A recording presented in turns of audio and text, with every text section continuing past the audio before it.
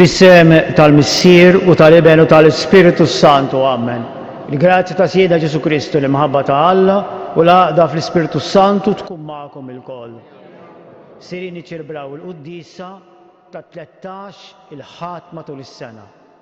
Ikompli l-Vanġelu l-lum tal-ħadd l-għadda li Ġesu jgħidilna x'għandna nagħmlu, x'kwalitajiet għandu jkollna biex inkunu veri dixxipli tiegħu. Tolbu għalhekk il-Alla maħfra ta' kemm id-darba aħna bħala insara li nemmnu fi Kristu ma konniex imma fil-ħajja ta' kuljum dixxipli ta' Kristu. Se nofid il-Quddisa għar-Ruħ Sor Marċellina ta' Bone illi kienet assassinata il-Pakistan bħallum 26 sena. Kienet soru Franġiskana tal-Qalb ta' Ġesu.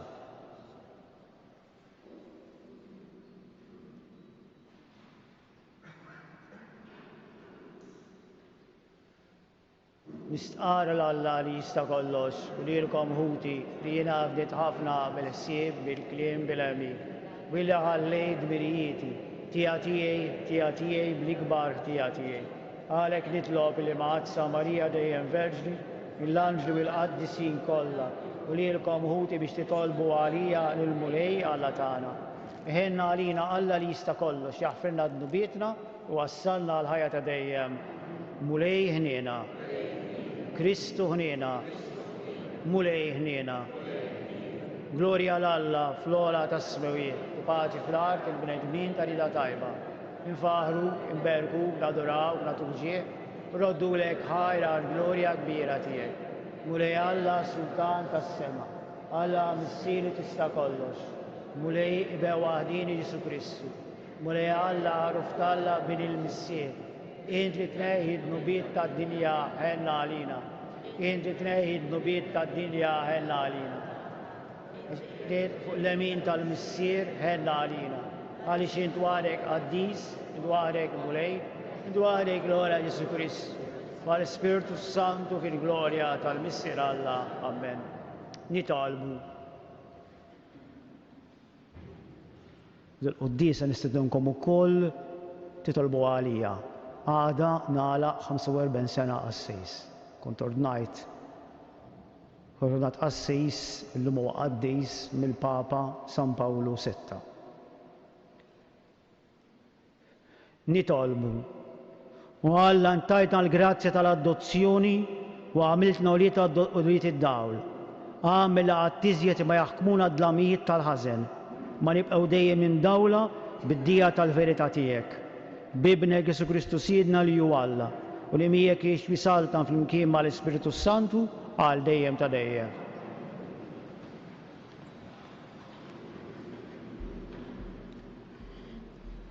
L-ewwel qari mit-tieni ktieb ta' Slatin.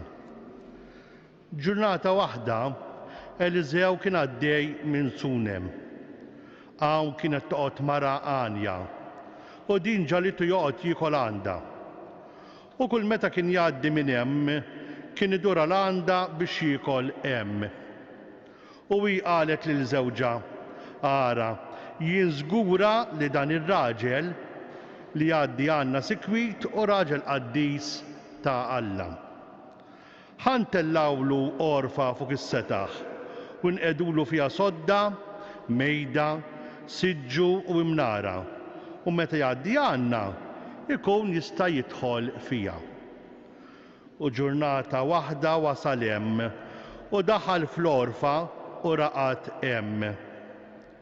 U Eliżew qal lil Ġeħażi il-qaddej tiegħu, x'nistgħu nagħmlula lil din il-mara? U Ġeħażi wieġbu, ja ħasra, m'għandix tfal u żewġha xieħ. U wieġbu sejħilha. U dan sejħilha u ġiet fil-bieb u Eliżew qalilha, bħal dan iż-żmien sena int tkun tħaddan iben. Il-kelma tal-Mulej. Salm responsorjali. It-tieba tal-Mulej irrid dejjem nanni. It-tieba tal-Mulej irrid dejjem nanni. F'kull żmien x'għandar fommi l-fedeltà tiegħek. Għax jiena qatt tjubitek tibqa' sħiħa għal dejjem bħas mewwiet intwettaqt il-fedeltà tiegħek. Ħin il-poplu li jaf jgħajjad bil-ferħ li jimxi mulej fid-dawl ta' wiċċek. Bismek jitennew il-jum kollu u bil-ġustizzja tiegħek jifirħu. It-tieba tal-mulej irid nnejjem għax int il-foħrija tal-qawwa tagħhom għal tjubitek nerfu rasna fl-għoli. Għax il-mulej it-tarka tagħna, il-qaddis ta' Iżrael, is-sultan tagħna. Tinqari mill-Littra ta' San Pawlu Apostlu lir-Rumani. Ħuti, ma tafux li aħna l-koll li tallibna fi Kristu Ġesu tammidna fil-mewt tiegħu, intfinna miegħu fil-mewt permezz tal-magħmudija sabiex kif Kristu kien imqajjem mill-imwiet permezz tal-qawwa glorjuża tal-missier, hekk aħna ngħixu ħajja ġdida. Jekk aħna mitna ma' Kristu, nemmnu wkoll li għad ngħixu ma' Kristu. Nafu li Kristu qam mill-imwiet u ma jmutx aktar. Il-mewt ma għadix taħkem fuqu. U li miet mid-darba għal dejjem għad-dnub. U issa li qiegħed jgħix għal Alla. Hekk ukoll intom għandkom tqisu lilkom infuskom mejtin għad-dnub, iżda ħajjin għal Alla fi Kristu Ġesu. Il-kelma tal-mulej. Ummu bil-wieqa Alleluja, Alleluja. Intom ġens maħtur, saċerdozju irjali, nazzjon qaddis biex ixxandru t-tifħir ta' dak li sejħilkom midlab mad-dawl tiegħu tal-għaġeb. Alleluja.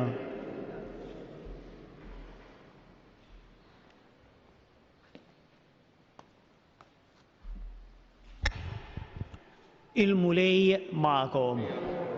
Qari mill-Evanġelu skont San Mattew.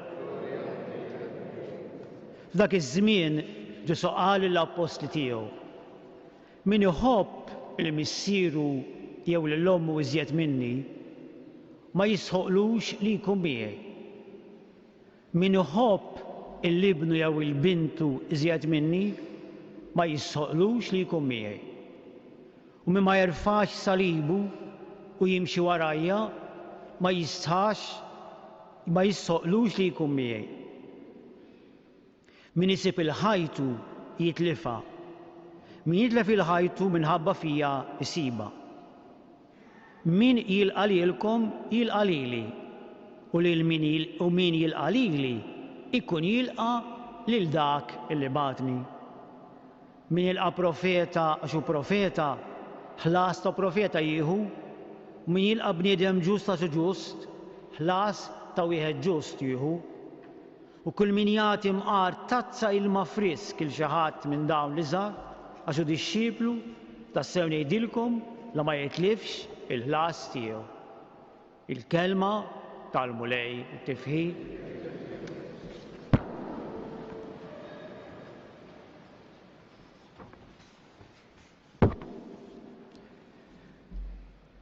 Biex npoġġikom fil-klima tal-Vanġelu, din naqraw din is-sena, sena għal liturġika, għax kes sparpaljata minħabba l-COVID-19, il-Vanġelu ta' San Mattew.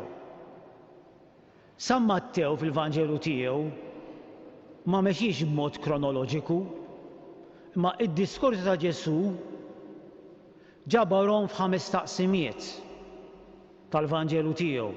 Id-diskorsi kollha ġabarhom flimkien skont it-tema li Ġesu tkellem fuqha. Is-silta tal-lum hija silta mit-tieni grupp ta' diskorsi ta' Ġesu u hija fil-fatt lejn it-tmiem tagħha. U din it-tieni parti tal-ġabra, it-tieni ġabra tad-diskorsi ta' Ġesu ġeneralment insejħulhom id-diskorsi missjonarji. Għaliex Ġesu fihom qiegħed jgħid id-dixxipli tiegħu kif għandu jkun min ikun irid ikun veru missjonarju. U propju għandna l-konklużjoni. L-ewwel waħda x'in taqra jista' tixxokkjak min iħobb il-missieru u l-omm iżjed minni, min iħobb il-ibni u l-bintu iżjed minni, ma jissawlix is-sala tas-sema. Dana Ġesu qed jitkellem fuq relazzjonijiet umani li jiena nħobb il-missieri jew l-ommi jew it-tfal tiegħi. Ġesu qed jitkellem fuq kieku bil-Ingliż jgħidu set of mind, bl-intenzjoni. Fl-intenzjoni ta' moħħok inti għandek tagħmel il-tek kollha biex akkosta kollox inti tkun tista' tgħid jien veru apostlu, jien veru disċiplu ta' Kristu. U għalhekk se nirbaħ kull ħaġa. Qegħdilhom Ġesu anke l-iktar ħaġa għażiża. Tirbaħ kull ħaġa inti f'moħħok irid ikollok jiena veru rrid nagħmel ħilti kollha biex nimxi wara Ġesu. U ngħiduha kif inhi. Mill-missjonarji kollha li jħallu pajjiżhom biex imorru f'pajjiżi oħrajn, dak li qegħdin jagħmlu qegħdin iħobbu l-Ġesu nitkellmu ta' bnedmin iktar minn missierhom u ommhom, aktar ikunu jħobbuhom iktar x'il-bogħod. Jiġifieri għaliex sagrifikaw il-missierhom il-ommhom u marru jagħmlu l-missjoni f'pajjiż ieħor kif qedtilkom jiena nafa x'kienet toqgħod għadejja. Illum qegħdin infakru 26 anniversarju meta ġiet assassinata l-Pakistan Sor Marcellina Tabone mir-Rabat Għawdex lejn. Din għalfejn kienet il-Pakistan. X'taħsbu kienet tagħmel? Kienet tieħu ħsieb klinika. Imbagħad daħlu u biex jisirquha l-flus li kellha se kellha qatluha. Kieku għadet tgħix ir-Rabat Għawdex bil-kwiet ma' missiera u omma minn dan ma kien jiġri xejn. Ma ifhmu x'irid jgħid jiġifieri Ġesu. Iridu nkunu lesti nagħmlu dan is-sagrifiċċju illi jkollna f'moħħna illi aħna rridu nsegwu l-Ġesu akkosta kollox l-ewwel. It-tieni ħaġa importanti li jgħid Ġesu jgħid illi min ma jerfax salibu u jimsi warajja ma jistħoqlux ikun miegħi. Mbagħad dawn iż-żewġ verbi l-istess fis-sekwenza huma użati minn San Mattew għal Smun iċ-Ċirenew. Smun iċ-Ċirenew nafu intom dak l-episodju tal-Passjoni jerfa' s-salib u jimxi wara Ġesu, mobbi bis-salib ta' Ġesu. Hawnhekk qed itina eżempju ta' x'rid jgħid Ġesu kważi. Meta nerfa' salibi jfisser naċċetta l-volontà ta' Alla. Anki dil-volontà ta' Alla hija diffiċli u nimxi wara Ġesu. Xi darba ta' bnedmin nirraġunaw. Ngħidu dik il-persuna kienet tant reliġjuża tgħin l-oħrajn karitattevu li tmur il-Knisja għaliex mardet u mietet hi. U mhux xi wieħed li kien assassin li għamel tant ħsara. Ma nirġinawx ta' bnedmin. Għalhekk għalejdilna nerfew salibna. Jekk iridu nkunu disċipli tiegħu, kunu rridna naċċettaw id-batijiet tal-ħajja ta' kuljum biex nuru li il-mindset tagħna, l-intenzjoni tagħna hija li nagħmlu kollox biex nimxu wara Ġesu. Dawn huma żewġ affarijiet Ġesu qed jitlob id-disċipli tiegħu mela. L-intenzjoni imma anke il-prattiċità fil-ħajja ta' kuljum, li terfa' s-salib. U ta' sagrifiċċju li se nagħmlu hekk għal xejn, mela mhux għal xejn. Jgħidilna Ġesu min isib il-ħajtu jitlifha u min jitlef ħajtu għaliex warrab l-interessi l-oħrajn biex jimxi wara Ġesu, xejdilna min jitlef ħajtu minħabba fija isiba. Dak jitwemm il-Ġesu qed jgħidilna imma illi orrif kbar, pereżempju bħal Sokrates, kien wasal għal dan l-istess argument. Sokrates kiteb xi 700 sena qabel Kristu, kien wieħed mill-aqwa filosofi Griegi, anzi jikkunsidrawh bħala missier il-filosofi tal-Greċja. U Sokrates kien jgħid, aħna għandna roħ żgur għandna roħ. U din ir-ruħ ma tmut qatt. Imma d-differenza x'inhi? Jekk jiena ngħix kif irrid jiena mingħajr ma nsegwi il-kwandamenti li kien hemm dak iż-żmien, kien kwandamenti naturali, ir-ruħ tiegħi ma nafx jiġri minnha. Imma jgħid Sokrates jekk min-naħa l-oħra jien nagħmel ħilti biex ngħix anke skont il-liġijiet naturali, jgħid allura din jgħidha Sokrates, jgħid allura ruħi ħassir divina. Ruħi ħassir divina. U 700 sena wara, Kristu qed jgħidilna li veru hekk hu. Għaliex min ħajitlef il-ħajtu sejjer minħabba fih sejjer isiba. Sejjer ġifieri jieħu l-premju tas-sema. U din jirrepetija Ġesu jgħidilna illi min jilqalilkom jilqalili. Għax jiena magħkom, kif rajna anke fl-ewwel lezzjoni, laqgħet il-profeta ngħatat premju kbir. Kull min jagħmel ftit karità għax dixxieplu tiegħi, għax jemmen fija, jgħidilna mqar ta' tsilma friska bħallhom sħana kbira dal-għodu, 32 grad jienu dieħel issa kienet. Tagħti ta' tsilma l xi ħadd li għandu bżonn frisk, eżempju sabiħ.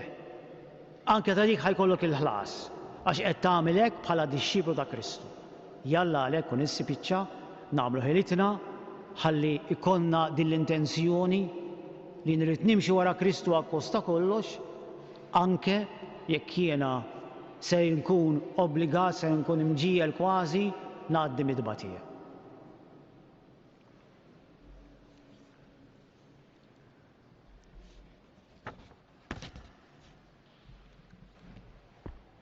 Jiena nemmen bħala wieħed li jsir nistaqol tara s-semaw.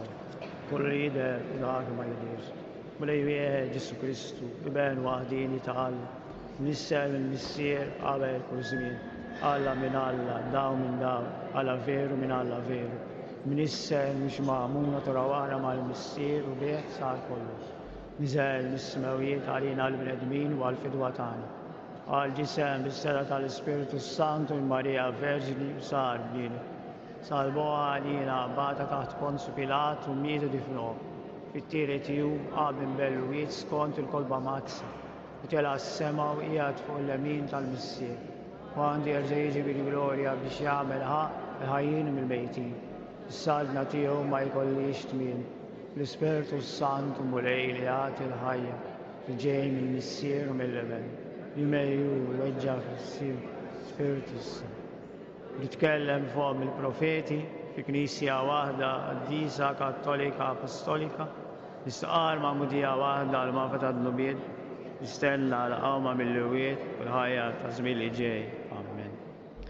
Nerfew talbna lejn il-mulej u nemnu li huwa se jismana. Nitolbuk mulej għall-Knisja Fawdex, partikolarment għall-Isqof elett Monsignor Anton Teuma biex immexxi mill-Ispiritu Santu iwasslilna il-kelma tal-ħajja nitolbu. Nitolbuk mulej biex aktar żgħażagħ jilqgħu s-sejħat tiegħek u jieġbu b'ġenerożità u b'imħabba. Nitolbu. Nitolbuk mulej għal ruħ Sor Marċellina ta' Bone u għal mijiet jew eluf ta' missjonarji illi tul iż-żminijiet imma kull sena imutu fil-Via Sagra tal-Ġimgħa l-Kbira l-għamel il-Papa Pietru San Pietru Vojta. Dawna jagħmlu talba speċjali għalihom. So s-sena l-oħra kien hemm xi 339 bejn lajċi, assassini u sorijiet li tilfu ħajjithom fil-missjoni, maġġoranza lajċi. Kienu dedikaw ruħhom għal Kristu. Għalhekk nitolbu għal dawna illi taw ħajjithom kollha għal Kristu. Illi verament taw ħajjithom għal Kristu bil-mewt tagħhom biex il-murija tihom il-premju li jistħoqilhom fis-saltna ta' dejjem nitolbu. Nitolbu l-mulej bl-interċessjoni tal-Boddanta ta' Pinu iħares il-familji ta' Malta u Għawdex fid-difultajiet li magħhom jiltaqgħu żgur ta' kuljum ħalli jibqgħu familji maqudin nitolbu. Fl-aħħar nett nafu l-qudisa tkun issegwita minn ħafna morda, ħafna anzjani, tolbu għal morda u l-anzjani li forsi f'dawn iż-żmenijiet tal-COVID-19 batew iktar u sofrew iktar biex il-mulej jieqaf magħhom il-koll, speċjalment il-ħutna morda, jgħinhom ħalli fil-ruħ u fil-ġisem ħalli jiksbu il-fejqan nitolbu. Mulej il-qattal li rissaqnielek b'fiduċja kbira bi Kristu Siedna.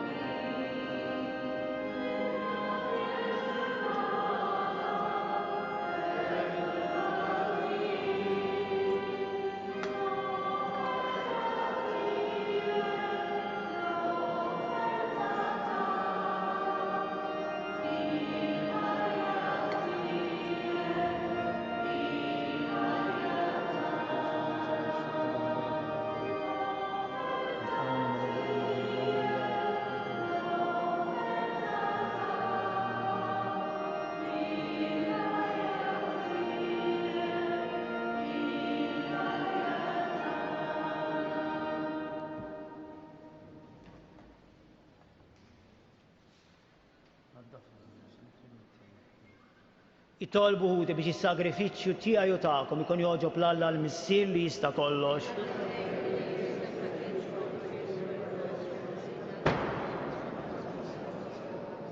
U Alla inti jogħġbok tħaddem is-sagramenti tiegħek biex jagħtuna l-frott tagħhom. Għamli s-servizz tagħna jkun jixraq lis-sagrifiċċju li ser jinnofrulek bi Kristu Siedna. Il-mulej magħkom. Nerfew qlubna l-fuq. Niżuħajr il-mulej Alla tagħna. Sewwa u xieraq tas-sew mulej missier qaddis tajjeb u taġi ta' salvazzjoni tagħna li dejjem u kull imkien raddulek ħaj bi Kristu Siedna. Int ħlaqt id-dinja b'kulma fija, int qassamt il-jiem u żminijiet, int sawwart il-bniedem skont ix-bija tiegħek u qedtu fuq l-ġubijiet tal-għolqien biex fisbek jaħkem fuq l-lejaq kollha u faħrek bla qiegħda fl-emejjel kbar tiegħek bi Kristu Siedna. Għalhekk mal-anġli kollha aħna wkoll infaħruk fer kbir intennulek. Qaddis, qaddis, qaddis. Mulej Alla tal-eżerċitu, s-sewitolar, hija glorja tiegħek. Usanna fl-ola tas-smewi. Mbierek ġej fis-sem il-mulej. Usanna fl-ola tas-smewi. Qaddis tas-sew inti mulej, inti lajn ta' kull qudusija. Bisalek nitolbuk dan l-offerti bil-barka tal-Ispirtu tiegħek biex isiru għalina l-ġisem u d-dem ta' Siedna Ġesu Kristu. Li meta kien se jingħata biex mir-rajħi bati ħal ħobs, rat il-ħajr, bierek, qasam, tali d-dixxibli tiegħu u qal. Ħudu kulu l-koll minn dan għax dan huwa ġismi li jingħata għalikom.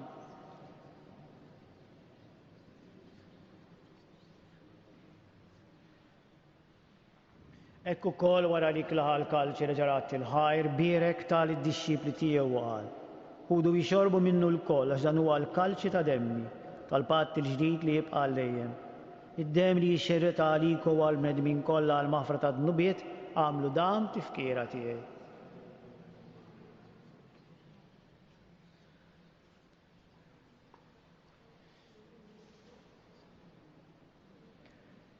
Dan hu l-misteru tal-fidi inħabru.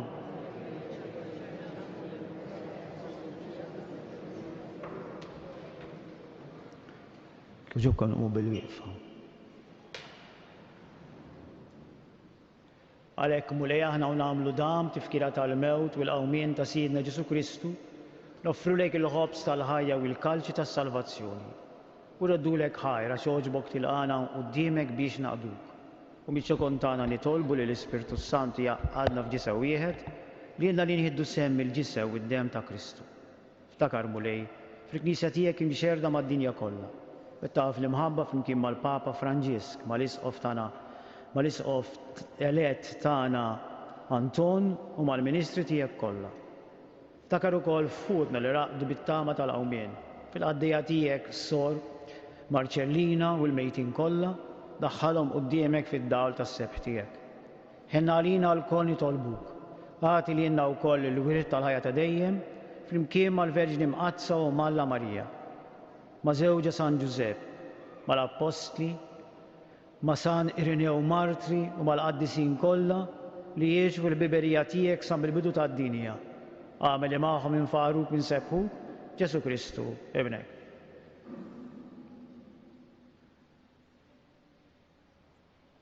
Bi Kristu ma' Kristu fi Kristu jingħata lilek Alla missieri tista' kollox, imkien mal-Ispiritu Santu u ġieħu glorja għal dejjem ta' dejjem.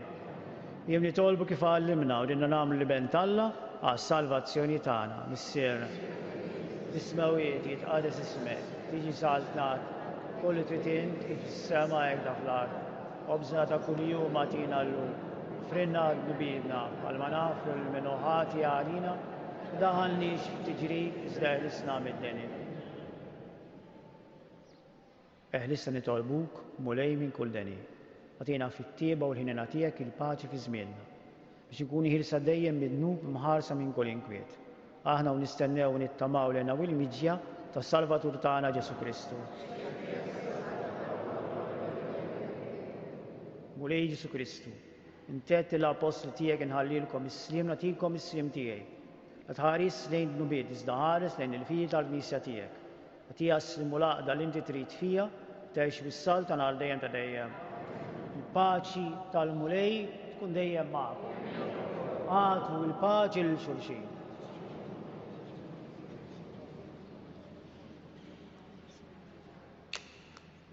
Ħaruf talla li tnejn nubiet tad-dinja għenna għalina. Ħaruf talla li tnejn nubiet tad-dinja għenna għalina. Ħaruf talla li tnejn nubiet tad-dinja għatina l-paċi.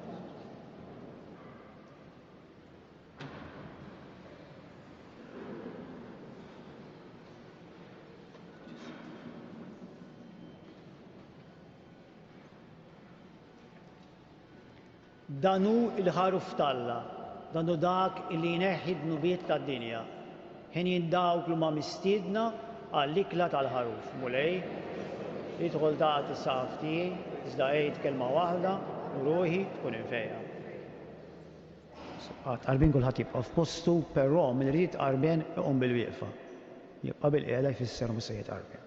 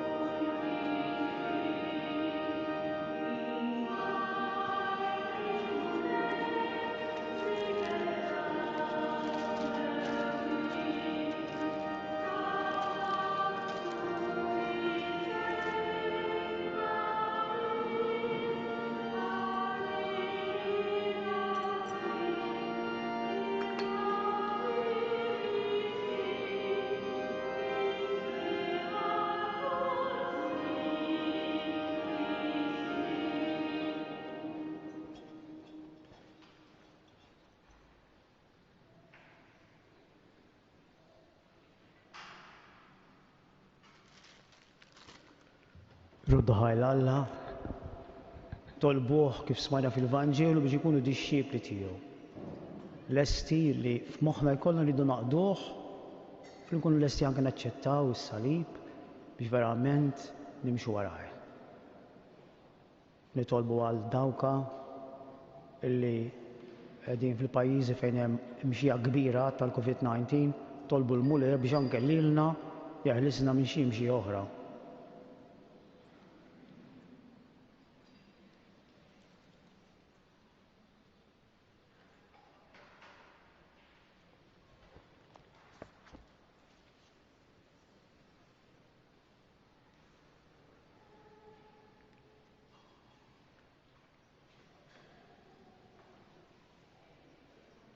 U bil-wieqfa.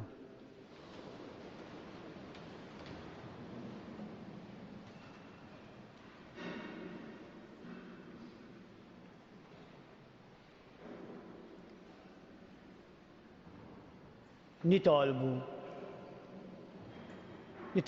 mulej li nieħdu r-ruħ bil-vittma qaddisa li offrejnielek u l-bija tqarbilna.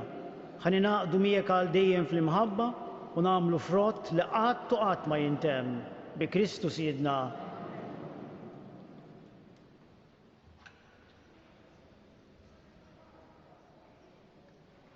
Il-mulej magħkom.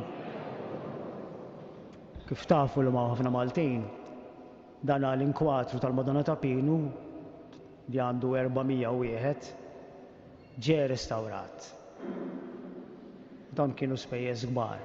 Għalhekk min irid jagħmel xi offerta jista' jpoġġiha f'envelop, jikteb ismu fuqha u jagħti hawnhekk fil-Knisja u dan ħajinkitbu fi ktieb apposta kull min jagħti din l-offerta biex jibqgħu jsiru intenzjonijiet ta' qudies skont dawn l-benefatturi ta' kif qegħdin taraw tal-inkwadru sabiħ illi reġa' ħareġ fil-kulur reġjonali tiegħu wara li min jaf kemm ħarqu 100,000 ta' xama qudiemu u kienu germiduh fil-veru sens tal-kelma. Il-mulej magħkom, iberikkom Alla li jista' kollox, il-Missier, l-Iben u l-Ispiritu Santu morru l-koll fil-paċi ta' Kristu.